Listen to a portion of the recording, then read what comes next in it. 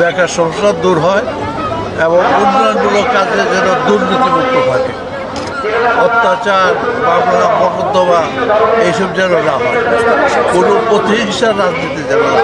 বিএনপির যে কর্মসূচি দিয়েছে, পরিকল্পনা দিয়েছে, ১ নম্বর ৩১ দফা, পরবর্তীতে ৩১ দফা কীভাবে বাস্তবায়ন করা যায় সেটার জন্য পরিকল্পনা করছে।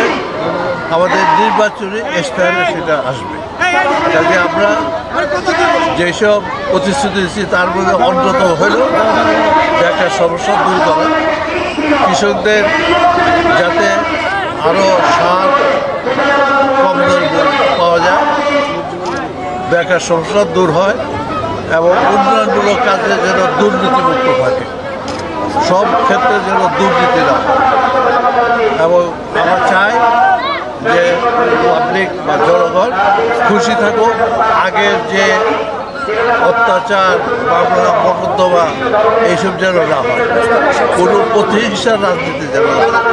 এইটাই আমাদের ভারপ্রাপ্ত চেয়ারম্যানের বাণী এবং ম্যাডাম খালেদা জিয়াও চান যে সকলেই আমরা বাংলাদেশি, কাজে বাংলাদেশি হিসেবে সহিষ্ণুতা, পরিশ্রম এবং জাতি গঠনে আমরা সকলের জন্য ঐক্যবদ্ধভাবে কাজ করি। কোনো নেতা আছে আসন গ্রহণ করার জন্য?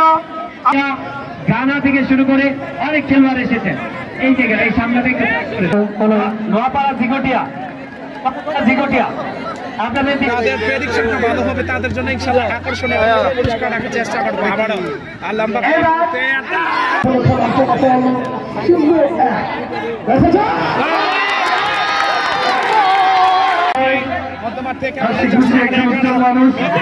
সাবেক সিনিয়র সহসভাপতি আসামের উপজেলা